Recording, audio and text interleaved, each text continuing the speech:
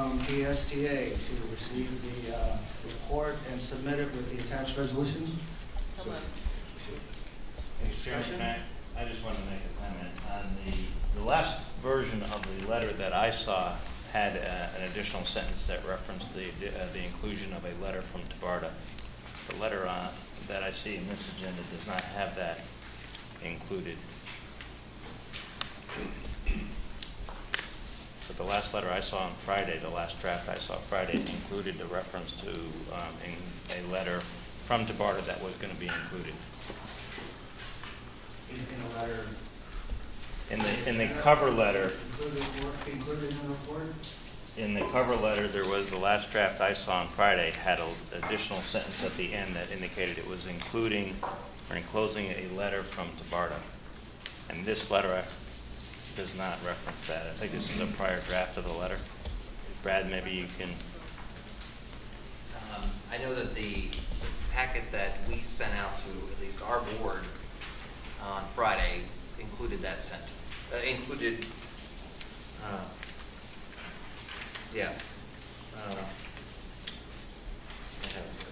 It's in my packet.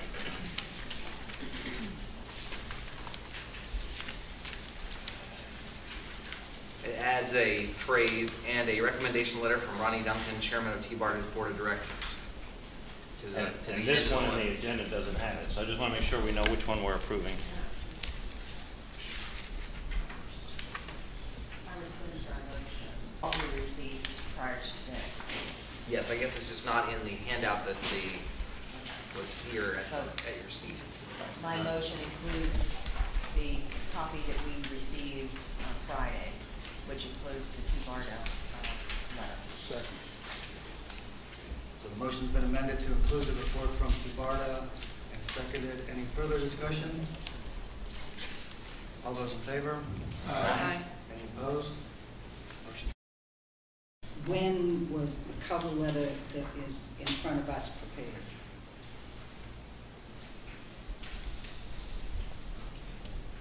Friday morning. And was it circulated to the Pinellas administration as well? Yes. Okay.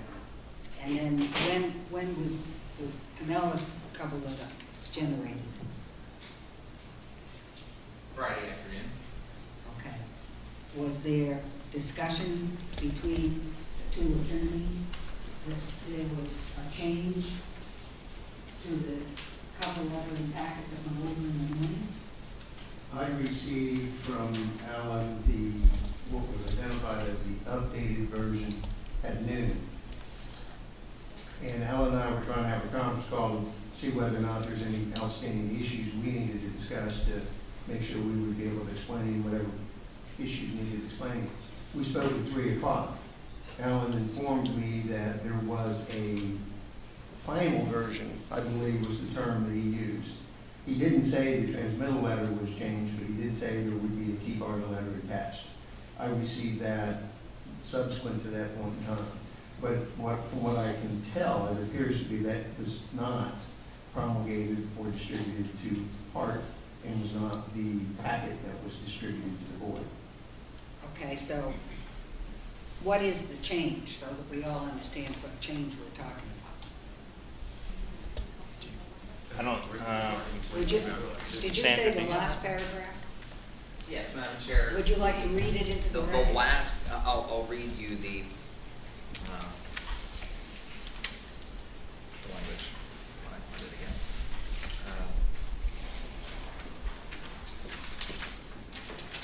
The last paragraph of the cover letter reads, in the PSTA version, reads, also attached to this submittal is the statement of work, case studies, and evaluation of scenarios completed by McCollum Management Consulting, Inc., the PSTA and HART General Counsel's report on legal issues related to consolidation options, comma, and a recommendation letter from Ronnie Duncan, chairman of TBARTA's board of directors, period. And then the letter from Ronnie Duncan is attached to the packet that we sent out to the PSTA board later on Friday afternoon. Okay. Well, I think, Mr. Smith, we need to give your board some advice. We are sitting now with two different transmittal letters. We are. The difference is clearly that we did not reference a letter from TBARTA, nor did we attach a letter in our packet. My review of House Bill 599 is that TBARTA is not a commenting entity.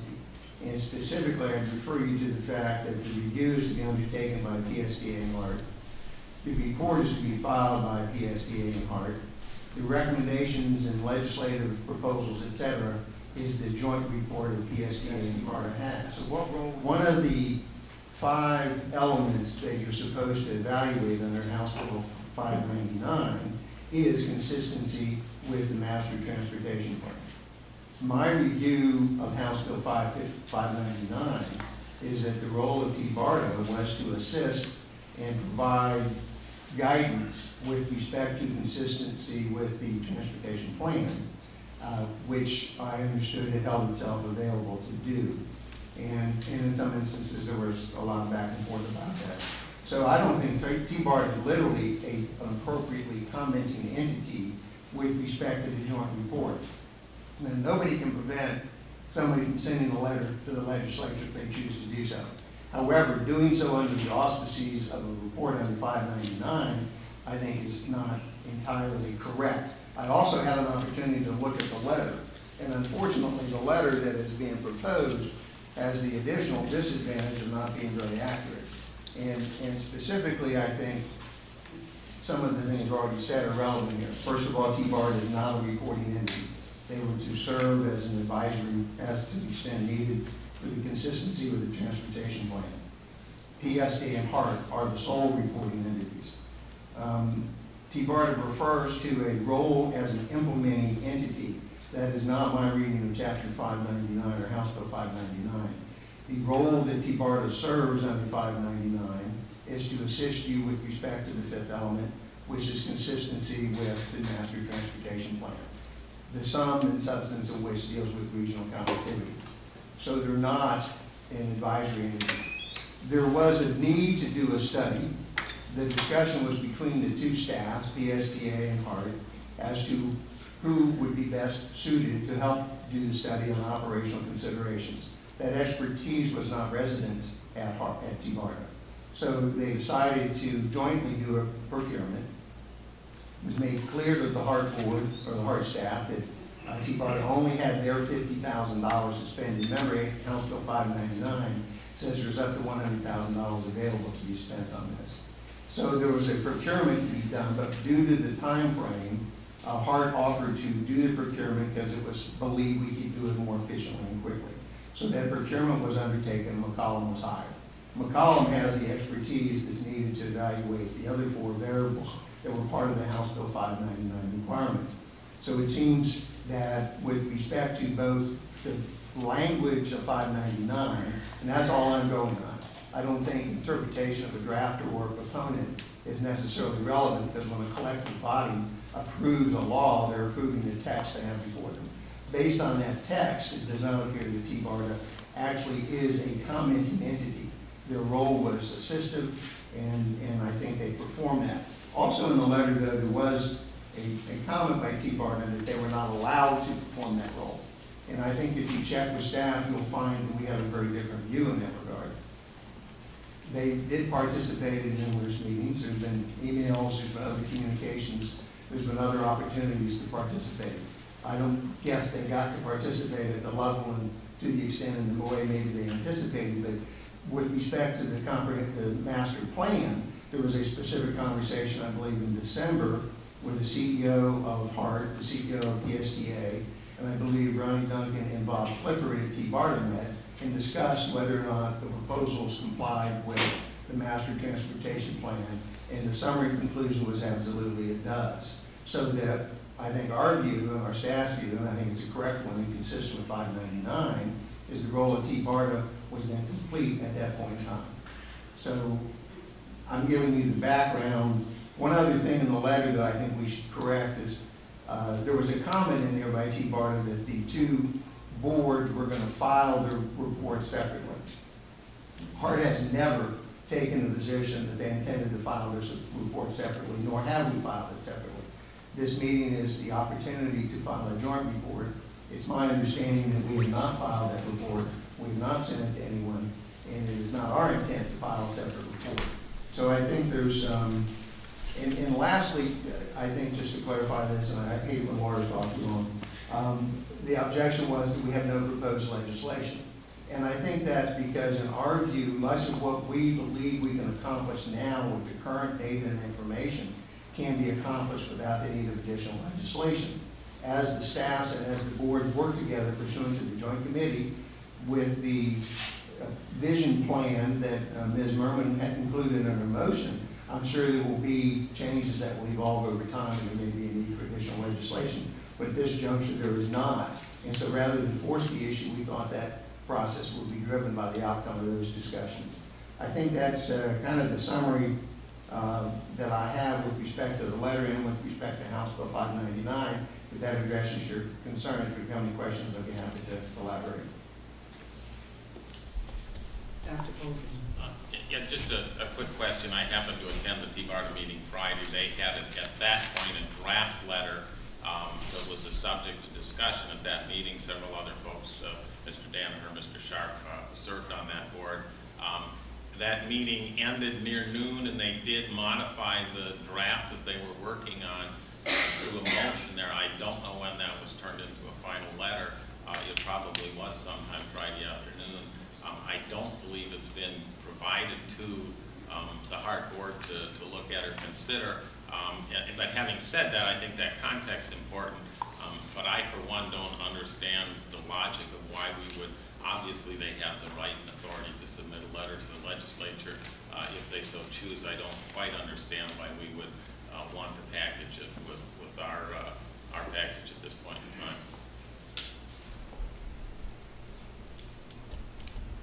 Councilman Suarez. Mr. Smith, so let me get this straight. So now we have a letter that none of us have seen here on HART board that was on the thought of PSTA was going to be included as part of their package, but obviously we haven't seen any of that. It sounds like, based on some of the things that you've characterized what the letter says, it seems it may be counterproductive to what our purposes are on HART, and that it was taking some shots at us, maybe a shot across the bow, whatever you want to call it. So now what do? I mean, we have a resolution that's already been passed with a joint letter that is different than the joint letter that PSTA is sending, so it can't be a joint letter anymore. So now we're going to separate these two letters, and we're not going to have the same letters unless A, they agree to not include the TBARTA letter language, or we, B, include the TBARTA letter language. So that's where we're at. I just want to make sure that's essentially where we're at right now. That's a pretty succinct summary. Yes, sir. Okay, thank you very much. And I agree with you. We don't like to hear from lawyers too much, so.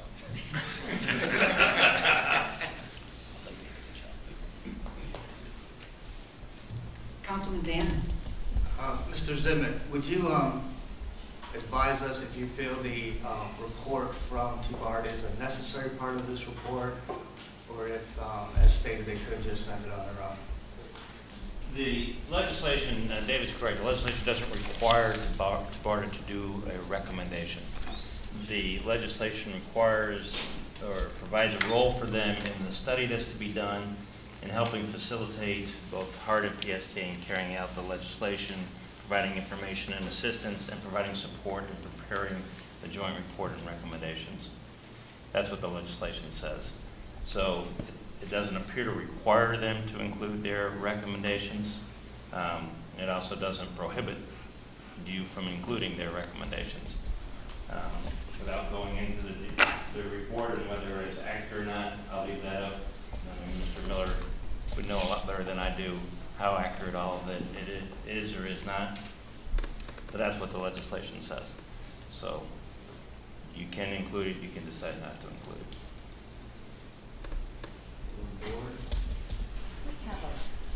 We have a quorum here because the board approved the other we have a quorum, so we could change it if we wanted to, is that correct? Yes. No? Okay. I see nothing wrong with submitting the letter with us. It's from TBARTA, doesn't mean that we agree with it or don't agree with it. Don't see that it's a big deal. And that's the motion we've taken, so unless someone wants to move to reconsider, we'll leave it as it is.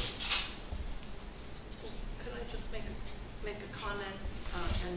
Because I am new on the board, I would just like to know, without the recommendation from TBARTA, are we in a place where we have a joint, we're ready to have a joint letter to go to the legislature? Yes. And so, I'm not sure whether your chairman should answer that question or I. But I can tell you what we were moving forward in understanding, and that is that we had both PSTA and HART concurrence in what was going to go in the packet to Tallahassee. We had no board understanding up until the weekend that there was a proposal to put another item in the packet. I have my own personal opinion, but I don't think that's important in answering your question. I think the packet that was prepared and circulated to both boards was with a common letter. Now we end up today with an addition to the letter regarding a letter from TBARTA, which I don't think our board has seen or had an opportunity to consider. I would think if there is a need for TBARTA to submit a letter in their minds, then they ought to just go ahead and submit their letter. And we ought to submit what we have worked on for, I don't know how many months now. Our staffs have put a lot of work into coordination, into working through all the questions, into working with the consultant. The committee that was appointed by your board and the committee that was appointed by our board have met and worked very diligently and in all sincerity to put together the final packet. I think that speaks for itself. Adding something at the last minute, especially something that's really critical of the process we used, doesn't seem to me fair. It doesn't seem to me fair to the people who have done all the work to get us to this point, and I think have always worked in good faith. So, does that answer your question, Commissioner Long? it does. Thank you very much.